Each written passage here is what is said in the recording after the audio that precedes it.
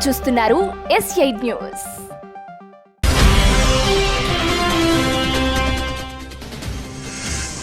అద్వానీకి దేశ అత్యున్నత పౌర పురస్కారం భారత రత్నం ప్రకటించిన భారత ప్రభుత్వం. అద్వానీతో మాట్లాడి అభినందన తెలియజేశారన్న మోదీ.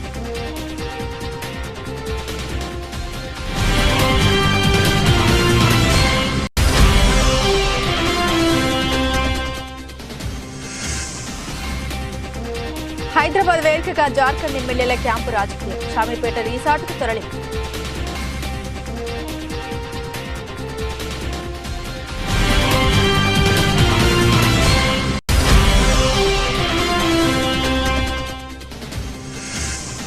పెందుర్తి నియోజకవర్గంలో సిపిఎం పార్టీకి షాక్. పెందుర్తి ఎమ్మెల్యే అదీప్ రాజు ఆధ్వర్యంలో వైసీపీలో చేరిన సిపిఎం పార్టీకి చెందిన మహిళలు.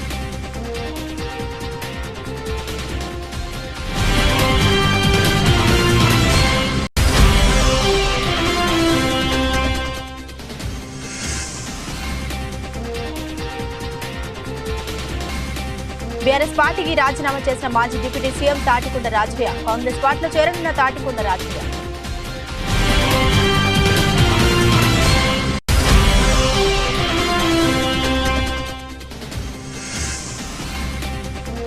పద్మ పురస్కారాల విజేతలకు రేపు తెలంగాణ ప్రభుత్వ సన్మానం. హైదరాబాద్ లోని శిల్పకళ వేదికలో సీఎం రేవంత్ చేతుల మీదుగా సన్మానం.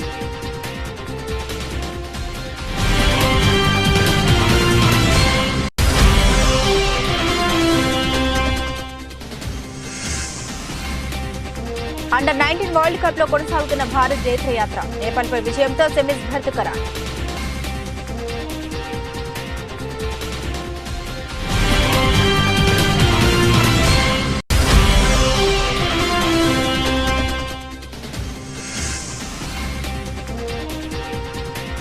$73,000 మార్కును అధిగమించిన సెన్సెక్స్. ఇన్వెస్టర్ల ఉత్సాహాన్ని నింపిన కేంద్ర మధ్యంతర బడ్జెట్.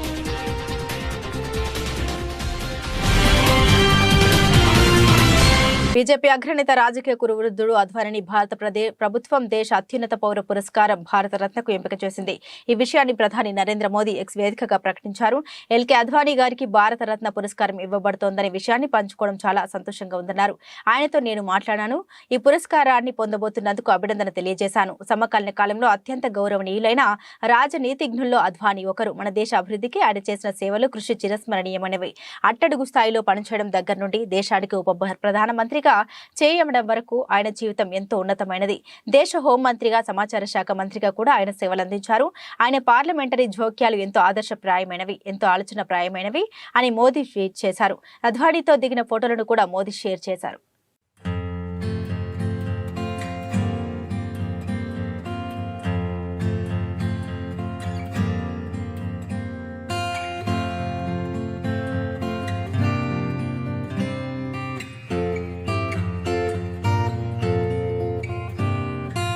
వచ్చే ఎన్నికలకు సంబంధించి వైఎస్ఆర్సీపీ తరపున 4 పార్లమెంట్ స్థానాలు, 6 అసెంబ్లీ స్థానాలకు ఇన్ఛార్జీలను మంత్రి మేరుగు నాగార్జున, పార్టీ ప్రధాన కార్యదర్శి సజ్జల రామకృష్ణారెడ్డి ప్రకటించారు. రాజమండ్రి, నర్సాపురం, గుంటూరు, చిత్తూరు ఎంపీ స్థానాలకు Mylavaram, Markapuram, Giddalur, Nellore city, GD, Nellore, Yemmiganur MLA స్థానాలకు ఇన్ఛార్జీలుగా నియమించిన వారి పేర్లను వెల్లడించారు. వైఎస్ఆర్ కాంగ్రెస్ పార్టీ తరపున వచ్చే సార్వత్రిక ఎన్నికల్లో పోటీ చేసే పార్లమెంటుకు, అలాగే అసెంబ్లీకి కొన్ని నియోజకవర్గాలు ఫైనలైజ్ అయ్యాయి. ఆ వివరాలు ఇప్పుడు మన మంత్రి మేరుగు నాగార్జున గారు చదివి వినిపిస్తారు. ముఖ్యమంత్రి, పార్టీ అధ్యక్షులు వైఎస్ జగన్మోహన్ రెడ్డి గారి ఆదేశాల మేరకు ఈ క్రింది పేర్కొన్న లోక్సభ, అసెంబ్లీ నియోజకవర్గాల ఇన్ఛార్జీలను నియమించడం జరిగింది. రాజమండ్రి ఎంపీ పార్టీ సమన్వయకర్తగా డాక్టర్ గూడూరి శ్రీనివాస్, అలాగే నర్సాపురం ఎంపీ పార్టీ సమన్వయకర్తగా అడ్వకేట్ గూడూరి ఉమాబాల, గుంటూరు ఎంపీకి పార్టీ సమన్వయకర్తగా Umareddy Venkataramana, Guntur MP Umareddy Venkataramana, Chittoor MP S Reddeppa, ఎవరైతే పార్లమెంట్ సభ్యులుగా ఉన్నారో వారిని, మైలవరం సమన్వయకర్తగా సర్నాల తిరుపతిరావు యాదవ్, మైలవరం సమన్వయకర్తగా సర్నాల తిరుపతిరావు యాదవ్, అలాగే మార్కాపురం సమన్వయకర్తగా అన్నా రాంబాబు, గిద్దలూరు సమన్వయకర్తగా కె నాగార్జునరెడ్డి, నెల్లూరు సిటీ సమన్వయకర్తగా ఎండి ఖలీల్, నెల్లూరు డిప్యూటీ మేయర్ గారు వారు, అట్లాగే జీడీ నెల్లూరు సమన్వయకర్తగా ప్రస్తుత ఉప ముఖ్యమంత్రి వర్యులు కె నారాయణస్వామి, ఎమ్మిగినూరు సమన్వయకర్తగా బుట్టా రేణుక, వీరిని సమన్వయకర్తలుగా గౌరవ ముఖ్యమంత్రి గారు ఆదేశం మేరకు నియమించడం జరుగుతూ ఉంది. జార్ఖండ్ జేఎంఎం ఎమ్మెల్యేలు హైదరాబాద్ కు చేరుకున్నారు. మాజీ ముఖ్యమంత్రి హేమంత్ సోరెన్ అరెస్టు తదనంతర పరిణామాల నేపథ్యంలో ఎమ్మెల్యేలను కాపాడుకోవడం కోసం వారిని హైదరాబాద్ కు తరలించారు. వారు నిన్ననే రావాల్సి ఉంది, కానీ వాతావరణం అనుకూలించకపోవడంతో శుక్రవారం చేరుకున్నారు. రాంచీ నుండి హైదరాబాద్ విమానాశ్రయానికి చేరుకున్న 12 మంది జేఎంఎం ఎమ్మెల్యేలను అటు నుండి నేరుగా షామీర్పేటలోని ఓ రిసార్ట్ కు 2 బస్సులు తరలించారు. ఈ నెల 5న జార్ఖండ్ అసెంబ్లీలో కొత్త ముఖ్యమంత్రి చంపై సోరెన్ బల నిరూపణ చేసుకోవాల్సి ఉంది. ఈ నేపథ్యంలో జేఎంఎం కాంగ్రెస్ పార్టీ కూటమి అప్రమత్తమైంది. జార్ఖండ్ ఎమ్మెల్యేల బాధ్యతల్ని మంత్రి పొన్నం ప్రభాకర్ చూసుకుంటున్నారు. అసెంబ్లీ బల నిరూపణ వరకు ఎమ్మెల్యేలు హైదరాబాద్ లోనే ఉండనున్నారు.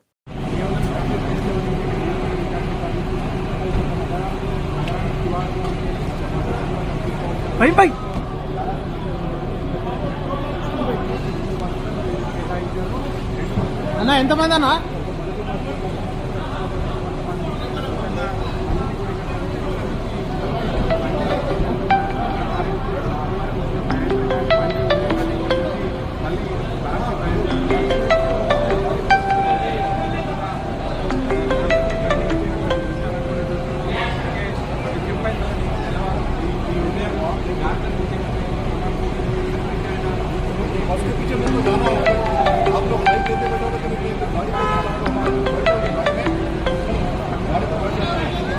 పెందుర్తి నియోజకవర్గంలో సిపిఎం పార్టీకి షాక్ తగిలింది. పెందుర్తి ఎమ్మెల్యే అదీప్ రాజు ఆధ్వర్యంలో వైసీపీలో చేరిన సిపిఎం పార్టీకి చెందిన మహిళలు సుమారు 100 మంది సిపిఎం పార్టీకి చెందిన మహిళలు వైసీపీలో చేరారు. వైసీపీలో చేరిన మహిళలకు పార్టీ కండవా కప్పి వైసీపీలో ఒక ఆహ్వానించిన ఎమ్మెల్యే, అభివృద్ధి సంక్షేమం చూసి వైసీపీ పార్టీలోకి మహిళలు చేరినట్లు వెల్లడించిన ఎమ్మెల్యే వచ్చే ఎన్నికల్లో మళ్లీ వైసీపీ పార్టీ విజయం సాధిస్తుందని వెల్లడి. నమస్కారం. ఈరోజు శుభదినం అని చెప్పాలి. ఎందుకంటే వాళ్ళు ముఖ్యంగా పెందుర్తి అర్బన్ ప్రాంతంలో ఎప్పటి నుంచో కూడా సిపిఎం పార్టీకి వెన్నుదన్నుగా ఉంటూ అనేకమైనటువంటి ఉద్యమాల్లో పాల్గొన్నటువంటి రజనీ అక్క గారు ఈరోజు వైఎస్ఆర్ కాంగ్రెస్ పార్టీ మీద అభిమానంతో వాళ్ళ పార్టీలో జాయిన్ అవడం అనేటువంటిది చాలా సంతోషం. హృదయపూర్వకంగా రజనీ అక్క గారిని వాళ్ళ కండువా కప్పి మా పార్టీలో ఆహ్వానిస్తున్నాం. వాళ్ళు వైఎస్ఆర్ కాంగ్రెస్ పార్టీ ప్రభుత్వం అధికారంలోకి వచ్చిన తర్వాత ఏవైతే సంక్షేమ కార్యక్రమాలు అందించామో గతంలో నేను చెప్పినటువంటి విధంగా ఎక్కడా కులం కానీ, మతం కానీ, ప్రాంతం కానీ, రాజకీయం కానీ చూడకుండా అర్హులైనటువంటి ప్రతి ఒక్కరికి కూడా సంక్షేమ కార్యక్రమాలు అందించాం. మరి ఇటువంటి సంక్షేమ పాలన మళ్ళీ రావాలి అనేటువంటి ఒక సంకల్పంతో అందరం కూడా పనిచేస్తున్నాం. మరి ఇటువంటి తరుణంలో అనేకమైనటువంటి రాజకీయ నాయకులందరూ కూడా రాజకీయ పార్టీలు ఏకమై ఒక సంక్షేమ ప్రభుత్వాన్ని జగన్మోహన్ రెడ్డి గారిని గద్దెదించాలని చూస్తున్నటువంటి సమయంలో మరి ఇటువంటి తరుణంలో మరి రజనీ అక్క లాంటి వాళ్ళు, విజ్ఞత ఉన్నటువంటి వాళ్ళు, సమస్యల మీద అవగాహన ఉన్నటువంటి వాళ్ళు వాళ్ళ పార్టీలోకి వచ్చి మాకు మద్దతు తెలిపినందుకు మరొకసారి మా పెందుర్తి నియోజకవర్గం వైఎస్ఆర్ పార్టీ తరఫున హృదయపూర్వకంగా 3 సంవత్సరాలుగా జీహెచ్ఎంసీలో 30 గంటలు కూడా ప్రజా సమస్యలపై చర్చ జరపలేదని, 3 నెలలకు ఒకసారి జరగాల్సిన కౌన్సిల్ సమావేశం 6 నెలలకు కూడా ఒకసారి జరగట్లేదని, దీనివల్ల జీహెచ్ఎంసీ ప్రజలు సమస్యలో కూరుకుపోయారని, జీహెచ్ఎంసీ అవినీతి అధికారుల చేతుల్లో బంధించబడిందని కార్పొరేటర్స్ అంటున్నారు. వెంటనే సర్వసభ్య సమావేశం జరపాలంటూ బీజేపీ కార్పొరేటర్లు గతంలో జనవరి 3, జనవరి 25 మరియు ఎన్నోసార్లు కమిషనర్ మరియు మేయర్కి విజ్ఞప్తి చేసినప్పటికీ ఉపయోగం లేకపోవడంతో తప్పని పరిస్థితుల్లో మల్కాజ్గిరి కార్పొరేటర్ శ్రవణ్ హైకోర్టును ఆశ్రయించడం జరిగింది. ఇప్పటికైనా సరే అధికారులు, అధికార పాలన యంత్రాంగం సిగ్గు తెచ్చుకొని సర్వసభ్య సమావేశాన్ని జరపాలని కార్పొరేటర్లు డిమాండ్ చేశారు. 3 సంవత్సరాల్లో కనీసం 30 గంటలు, 30 కన్నా తక్కువనే, కానీ 30 గంటల కన్నా తక్కువ సమయం కూడా ప్రజా సమస్యలపైన చర్చ జరగలేదు. ప్రతిసారి ఏదో ఒక నెపంతోనో, అవినీతి ఆఫీసర్ల నిర్వాహకంతోనో కౌన్సిల్ ప్రతిసారి పోస్ట్ పోన్ అవుతా ఉంది, చర్చ సరిగ్గా జరగట్లేదు. జిహెచ్ఎంసీ సెక్షన్ 81C యాక్ట్ ప్రకారం ప్రతి 3 నెలలకి జరగాల్సినటువంటి కౌన్సిల్ సమావేశం 6 నెలలైనప్పటికీ కూడా పెట్టట్లేదు. పెట్టిన ప్రతిసారి కూడా తూతూ మంత్రంగా చర్చ లేకుండా, ఏదైతే అజెండా పెడతా ఉన్నారో ఆ అజెండా పైన డిస్కషన్ లేకుండా, ప్రశ్నలు ఏవైతే సభ్యుల దగ్గర తీసుకోవాల్సిన ప్రశ్నలు ఉన్నాయో ఆ ప్రశ్నలు కూడా కనీసం పూర్తిగా చర్చకు రానియకుండా, సభ్యులకు కూడా పూర్తిగా మాట్లాడే అవకాశం ఇవ్వకుండా, అంత తొందర ఏమొచ్చింది? కౌన్సిల్ సమావేశం 2 గంటల్లో 3 గంటల్లో పెట్టేదే 6 నెలలకోసారి. దాంట్లో కూడా 2 నెలలకి 3 నెలలకు ఒక్కసారి కౌన్సిల్ సమావేశాన్ని వెంటనే ముగించాల్సినటువంటి తొందరపాటు ఎందుకు? ఈరోజు మన అందరినీ భాగ్యనగర్ ప్రజలు ఎన్నుకున్నది ప్రజా సమస్యలపైన చర్చించడానికి. ప్రజల మధ్య అనేక సమస్యలు ఉన్నాయి. ఒకవైపు కుక్కకాటు తోటి అనేక మంది పసిపిల్లలు చనిపోతా ఉన్నారు. నాలా పనుల నిర్లక్ష్యంలో అనేక మంది పసిపిల్లలు చనిపోతా ఉన్నారు. ఒక కలాసిగూడ కానీ, ఒక అంబర్పేట కానీ, నిన్న మనకి రాకపోయినా కూడా శంషాబాద్ లో కూడా ఒక ఘటన జరిగింది. అదే కాకుండా ఇంజనీరింగ్ పనుల జాప్యం, అవినీతి అధికారుల నిర్వాహకం. ఏ డిపార్ట్మెంట్ తీసుకున్నా, ఒక అర్బన్ బయోడైవర్సిటీ తీసుకున్నా, టౌన్ ప్లానింగ్ తీసుకున్నా, ఏ ఒక్క డిపార్ట్మెంట్ తీసుకున్నా పూర్తిగా అవినీతిమయమైంది. పెందుర్తి 96, 97 వార్డుల్లో ఎమ్మెల్యే అదీప్ రాజు పలు అభివృద్ధి కార్యక్రమాలకు శంకుస్థాపన చేశారు. ఈ సందర్భంగా ఆయన మాట్లాడుతూ ఉత్తరాంధ్రలో తిరుపతిగా కొలవబడుతున్న పెందుర్తి వెంకటాద్రిపై గత కొన్ని సంవత్సరాలుగా వెంకటాద్రి ఘాట్ రోడ్డు పనులు ప్రయత్నించినప్పటికీ తన హయాంలో జరగడం చాలా అదృష్టంగా భావిస్తున్నానని తెలిపారు. అంతేకాక 96, 97 వార్డుల్లో సుమారు 4 కోట్ల రూపాయల ఖర్చుతో పలు అభివృద్ధి కార్యక్రమాల పనులకు శంకుస్థాపన జరిగాయని, త్వరితగతిన పనులు ప్రారంభించి పూర్తి చేయాలని అధికారులకు ఆదేశాలు జారీ చేశామని తెలిపారు. ఈ కార్యక్రమంలో భాగంగా పలువురు నాయకులు, స్థానిక ప్రజలు పాల్గొన్నారు. తిరుపతిగా పిలుచుకునేటువంటి పెందుర్తిలో ఉన్నటువంటి శ్రీ శ్రీ శ్రీ వెంకటేశ్వర స్వామి వారి ఆలయానికి సంబంధించినటువంటి ఏదైతే ఘాట్ రోడ్, దిగువ ఘాట్ రోడ్ ఉందో, మరి గత కొంతకాలంగా అనేకమైన పెద్దలు ప్రయత్నించినప్పటికీ కూడా అది కుదరలేదు. స్వామివారి ఆశీస్సులతో మరి ముఖ్యంగా మనం ఈ ఘాట్ రోడ్ని ఫామ్ చేయడమే కాకుండా దానికి సంబంధించి ఇవాళ బీటీ లేయర్ వేయడానికి కూడా 61,40,000 రూపాయలతో దానికి కూడా శంకుస్థాపన చేసుకోవడం జరిగింది. ఖచ్చితంగా ఈ దిగువ రోడ్ అంటున్నది కొన్ని వేల మంది భక్తులు ఇవాళ మన ఈ ఈ దేవాలయానికి వస్తున్నారు కాబట్టి వాళ్ళందరికీ కూడా అన్ని విధాలుగా అనుకూలంగా ఉండేటువంటి ఒక మంచి రోడ్ని, దిగువ రోడ్ని కూడా మరి బీటీ రోడ్డుకి శంకుస్థాపన చేసుకోవడం జరిగింది. దాంతోపాటు మరి ఏదైతే ఎప్పటి నుంచో ప్రజల తాలూకు ఆకాంక్ష, మరి ముఖ్యంగా ఇదే 96 వార్డుకి సంబంధించి పెందుర్తి పోలీస్ స్టేషన్ నుంచి రైల్వే స్టేషన్ వరకు వెళ్ళేటువంటి రోడ్డును కూడా పూర్తిగా వైడెన్ చేస్తూ సుమారుగా 1,54,00,000 రూపాయలతో మరి దానికి కూడా శంకుస్థాపన చేసుకున్నాం. అంతేకాకుండా 95వ వార్డులో కూడా ఒక ప్రధానమైనటువంటి రోడ్డు ఏదైతే ఉందో కంఫర్ట్ హోమ్స్కి వెళ్ళేటువంటి రోడ్డును కూడా సుమారుగా 1,67,00,000 రూపాయలతో శంకుస్థాపన చేసుకున్నాము. అదేవిధంగా 93వ వార్డులో కూడా ఒక చిన్న కాంపౌండ్ వాల్కి అన్నీ కూడా ఇవాళ శంకుస్థాపన చేసుకోవడం జరిగింది. సుమారుగా 3,96,16,000 అంటే 4 లక్షలు తక్కువ 4 కోట్ల రూపాయలకు సంబంధించిన వర్క్లకి వాళ్ళు శంకుస్థాపనలు చేశాము. మెదక్ జిల్లా రామాయంపేట పట్టణంలో కాంగ్రెస్ పార్టీ నాయకులు విలేకరుల సమావేశం ఏర్పాటు చేశారు. ఈ సందర్భంగా కాంగ్రెస్ పార్టీ రాష్ట్ర కార్యదర్శి సుప్రభాతరావు మాట్లాడుతూ 6వ తారీఖున సిద్దిపేట పట్టణంలో కాంగ్రెస్ పార్టీ కార్యాలయ ప్రారంభోత్సవం జరుగుతుందని పేర్కొన్నారు. ఆ రోజు మైనంపల్లి హనుమంతరావు ఆధ్వర్యంలో కొంపల్లి నుండి 1000 కార్లతో కాంగ్రెస్ పార్టీ నాయకులు, కార్యకర్తలు సిద్దిపేటకు తరలిరావడం జరుగుతుందన్నారు. మెదక్ అసెంబ్లీ నియోజకవర్గం నుండి కాంగ్రెస్ పార్టీ నాయకులు, కార్యకర్తలు పెద్ద ఎత్తున తరలి రావాలని పిలుపునిచ్చారు. హనుమంతరావు గారు, మైనంపల్లి రోహితరావు గారు, మన శాసనసభ్యులు కలిసి కొంపల్లి నుండి 1000 కార్లతో కాన్వాయిగా సిద్దిపేట నియోజకవర్గాన్ని చుట్టుముట్టబోతుంటూ అక్కడ ఆ నియోజకవర్గ పర్యటనలో భాగంగా సిద్దిపేట పట్టణంలో పార్టీ కార్యాలయానికి శంకుస్థాపన చేస్తూ అక్కడ కార్యక్రమాలు దానికి మెదక్ నియోజకవర్గం నుండి ప్రతి కాంగ్రెస్ నాయకుడు, ప్రతి కాంగ్రెస్ కార్యకర్త కూడా మా ఎమ్మెల్యే రోహితరావు గారి ఆధ్వర్యంలో భారీ స్థాయిలో ఈ ప్రాంతం నుంచి కూడా కాంగ్రెస్ శ్రేణులు తరలి వెళ్ళి సిద్దిపేటలో హరీష్ రావుతో తాడుపేట తెలుసుకోవడానికి కాంగ్రెస్ నాయకులు సిద్ధంగా ఉన్నాం. ఎందుకంటే మెదక్ నియోజకవర్గం సర్వనాశనం కావడానికి ముఖ్య కారకుడు హరీష్ రావు గారు. ఈ ప్రాంతంలో తన అహంకారంతో అట్టడుగు స్థాయికి తీసుకుపోయిన ఈ నియోజకవర్గాన్ని మన శాసనసభ్యురాల నిర్లక్ష్యం వల్ల ఇంకా హరీష్ రావు గారు ఓడిపోయాక కూడా వాళ్ళు బుద్ధి తెచ్చుకోకుండా మళ్ళీ మెదక్ నియోజకవర్గంలో పర్యటిస్తూ హరీష్ రావు తన ఇష్టం వచ్చినట్టు మాట్లాడుతూ కేవలం 2 నెలలు కూడా కాంగ్రెస్ పార్టీ అధికారంలోకి వచ్చి రాలేదు. ఈ మళ్ళీ ఇక్కడ మీటింగ్లు పెట్టుకుంటూ ఆయన వంకర బుద్ధి పొందుకోకుండా మళ్ళీ మెదక్ నియోజకవర్గంలో పర్యటిస్తూ కాంగ్రెస్ పార్టీపై మా శాసనసభ్యునిపై తన నోటికి వచ్చినట్టు మాట్లాడుతుంటూ దాన్ని తీవ్రంగా కాంగ్రెస్ పార్టీ ఖండిస్తుంది. ఇక నుంచి హరీష్ రావు గారు మెదక్లో అడుగు పెడితే ఈ మెదక్ నియోజకవర్గంలో ఆయన అడుగు పెడితే ఎక్కడికక్కడ అడ్డుకుంటాం, ఆయన ఈ నియోజకవర్గం పులిమేరలు దాటించి కొడతామని చెప్పి తెలియజేస్తున్నాం. ఎట్టి పరిస్థితుల్లో హరీష్ రావును వదిలిపెట్టే ప్రసక్తి లేదు. మెదక్ పూర్తిగా అభిమానం కానీ కూడా ఆయనే కారణం. కాబట్టి ఆయన ఇక్కడైనా బుద్ధి తెచ్చుకొని ఆయన సిద్దిపేటకు పరిమితం అయితే మంచిగుంటుంది, లేనట్టయితే ఆయన అడ్డుకుంటామని హెచ్చరిస్తున్నాం. అదేవిధంగా ఖచ్చితంగా ప్రతి గ్రామం నుంచి ఈ నియోజకవర్గంలో ప్రతి గ్రామం నుంచి కూడా హరీష్ రావు కాన్స్టిట్యూన్సీ చుట్టుముడతామని హెచ్చరిస్తున్నాం. ఎచ్చర నియోజకవర్గం రాణస్థలం మండలం పీసీని గ్రామ నూతన సచివాలయ భవనాన్ని ఎన్ఆర్ఈజీఎస్ నిధులతో 40 లక్షల వ్యయంతో ఎచ్చర్ల ఎమ్మెల్యే గొర్ల కిరణ్ కుమార్ చేతుల మీదుగా ప్రారంభించారు.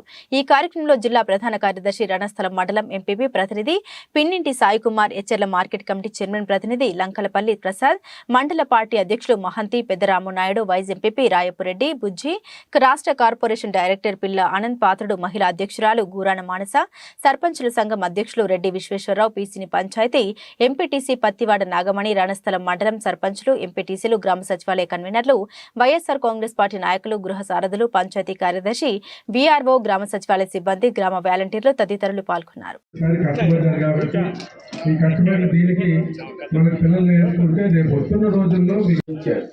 ఇచ్చిన తర్వాత మనకి డబ్బా సచివాలయం కాదు పక్కన పెట్టి, కానీ 100 సచివాలయాలు, 100 రైతు భరోసా కేంద్రాలు, 100 వెల్నెస్ సెంటర్లు మన పేరు మీద ఆ గ్రామాల్లో అప్పుడు పూర్వం మన పెద్దలు ఉండేవి.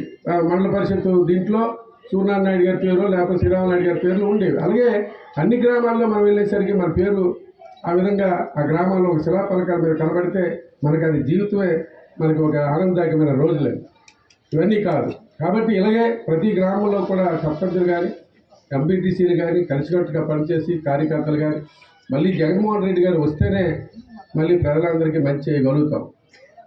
లేదు ఈ ప్రభుత్వం మీద ఏమైనా మనం అశ్రద్ధ వహించి మనం ఏమైనా పని చేయక పక్కన పెట్టి ఏమైనా అశ్రద్ధ వహించామా, రేపు రానున్న రోజుల్లో ప్రజలకు ఎటువంటి పరిస్థితుల్లో సంక్షేమ పథకాలు ఉండవు, ఇలాంటి అభివృద్ధి కార్యక్రమాలు కూడా ఉండవు. ఎందుకంటే జగన్మోహన్ రెడ్డి గారు ఇన్ని మంచి పని చేసి 2,60,000 కోట్ల రూపాయలు ప్రజలకి సంక్షేమ పథకాల ద్వారా ఇస్తే జగన్మోహన్ రెడ్డి గారే ఓడిపోతే వచ్చిన చంద్రబాబు, పవన్ కళ్యాణ్ లాంటి వాళ్ళు ప్రజలు ఏమైనా ఉంచుతారని ఒకసారి ఆలోచన చేయండి.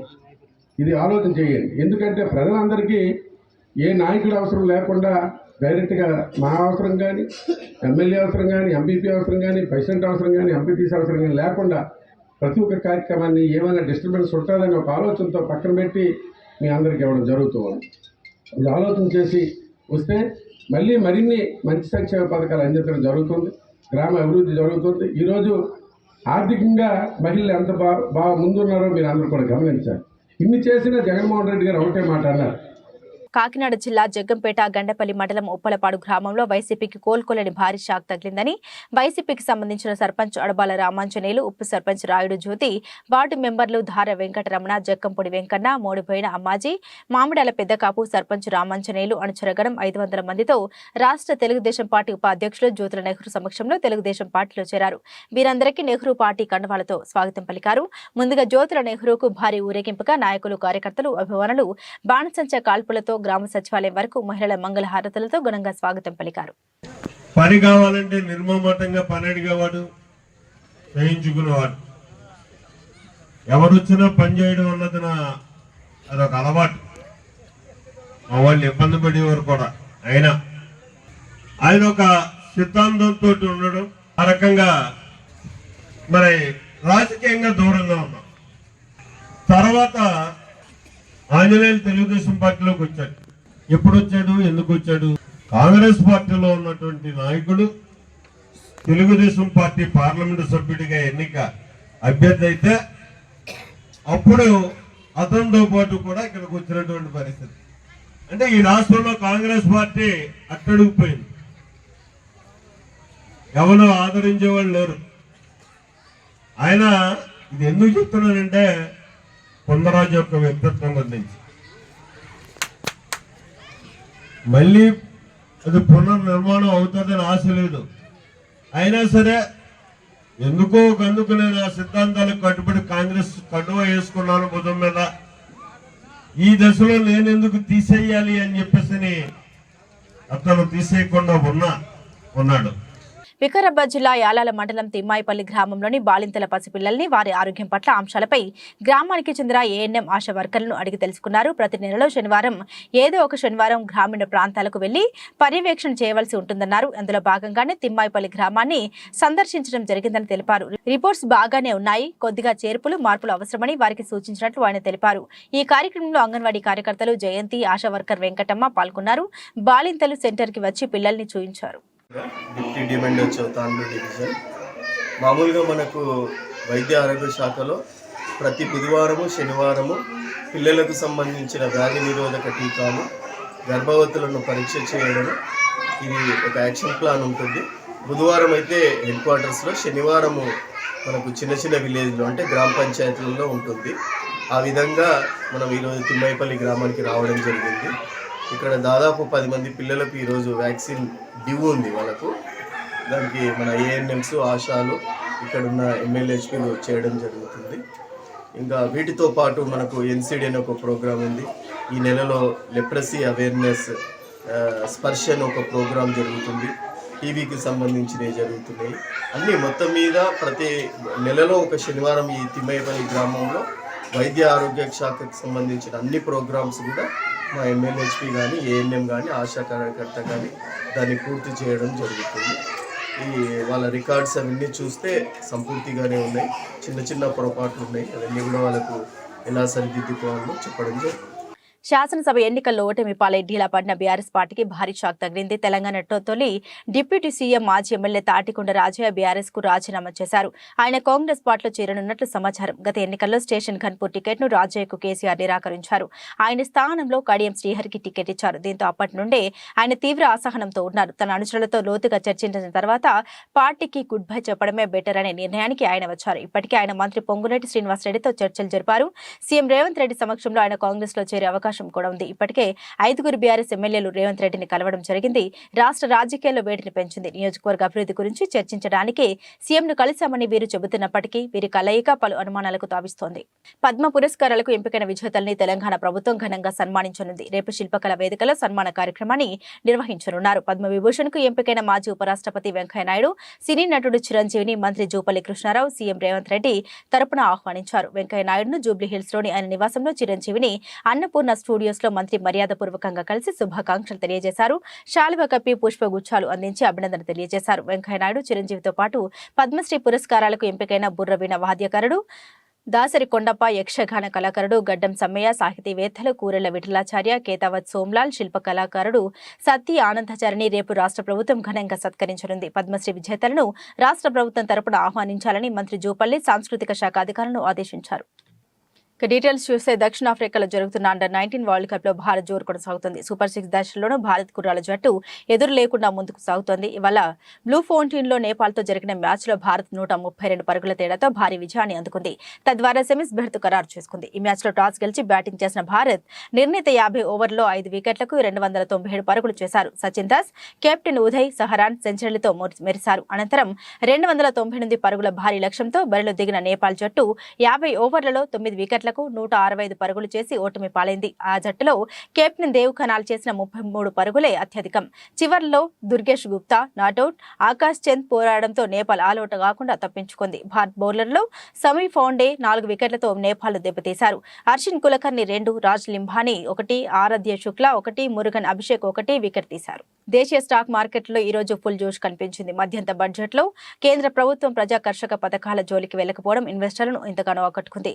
ఈ క్రమంలో మార్కెట్లు ఈ రోజు పరుగులు పెట్టాయి. సెన్సెక్స్ ఒకానొక సమయంలో 73,000 మార్కును అధిగమించి 73,089కి చేరుకుంది. అయితే ఇన్వెస్టర్లు లాభాల స్వీకరణకు మొగ్గు చూపడంతో భారీ లాభాలు ఆవిరయ్యాయి. ఈ రోజు ట్రేడింగ్ ముగిసే సమయానికి సెన్సెక్స్ 440 పాయింట్లు పెరిగి 72,086కు చేరుకుంది. నిఫ్టీ 156 పాయింట్లు ఎగబాకి 21,854 వద్ద స్థిరపడింది. BSE Sensex top gainers power grid corporation 4.10%, NTPC 3.34%, TCS 2.98%, Tata steel 2.89%, JSW steel 2.74%, top losers Axis bank -1.42%, HDFC bank 1.33%, Hindustan Unilever -0.81%, ITC -0.60%, L and T -0.57%. Bulletin ముగించే ముందు హెడ్లైన్స్ మరోసారి.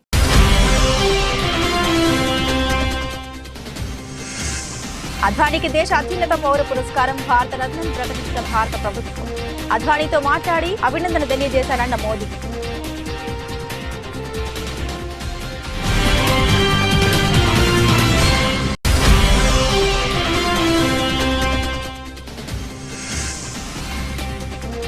హైదరాబాద్ వేదికగా జార్ఖండ్ ఎమ్మెల్యేల క్యాంపు రాజకీయం. షామీర్పేట రిసార్టుకు తరలింపు.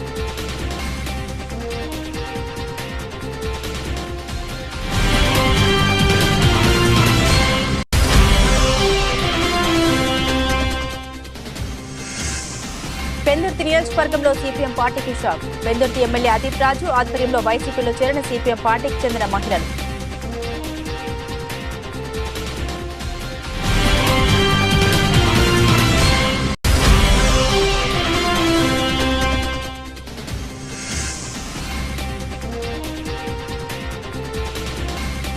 బీఆర్ఎస్ పార్టీకి రాజీనామా చేసిన మాజీ డిప్యూటీ సీఎం తాటికొండ రాజయ్య. కాంగ్రెస్ పార్టీలో చేరనున్న Tatikonda Rajaiah.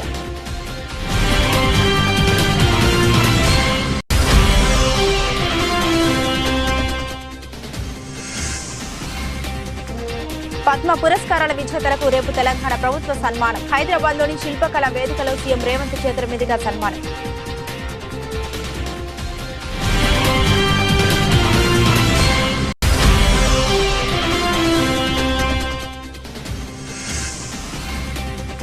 Under-19 world cup లో కొనసాగుతున్న భారత్ జైత్రయాత్ర. నేపాల్పై విజయంతో సెమీస్ భర్తీ ఖరారు.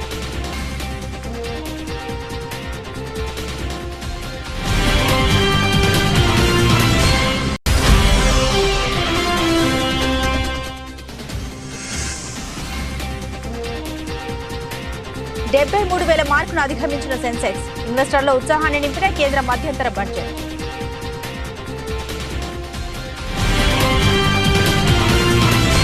ఇవి బులెటిన్లోని విశేషాలు. తిరిగి మరో బులెటిన్తో మళ్ళీ కలుసుకుందాం. సెలవు.